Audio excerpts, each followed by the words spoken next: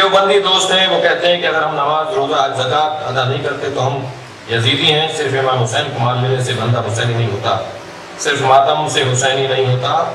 ان کا جواب دیں۔ دیکھیے، اگر نماز روزہ حج زکوٰۃ اور اللہ کی بندگی اس لیے چھوڑی جا رہی ہو کہ ہم حسینی ہیں، ہمیں ان کی ضرورت نہیں ہے، تو واقعاً یہ صحیح بات ہے۔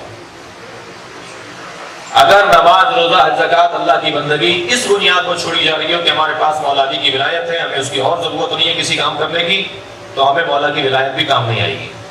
اور یہ میں نہیں کہہ رہا، ائمہ کی احادیث ہیں اس کے اوپر۔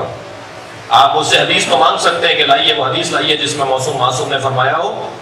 مستند احادیث میں ایک معصوم کی نہیں ہے بلکہ چندین معصومین کی احادیث ہیں جس میں انہوں نے فرمایا کہ کوئی اگر ہماری ولایت کی بنیاد پر اللہ کی بندگی چھوڑ دیتا ہے تو ہماری ولایت بھی اسے کام نہیں آئے گی۔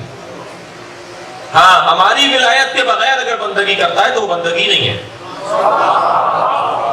ہماری محبت کے بغیر اگر وہ اللہ کی عبادت کرتا ہے تو وہ عبادت نہیں ہے۔ لہٰذا ان صاحب کو جواب دیا جائے کہ اگر نماز روزہ کر رہے ہو اور محبت علی تمہارے دل میں نہیں ہے تو تمہاری نماز تمہارے روزے کو تمہارے منہ پر مار دیا جائے گا، اس کا تمہیں کوئی فائدہ نہیں پہنچے گا۔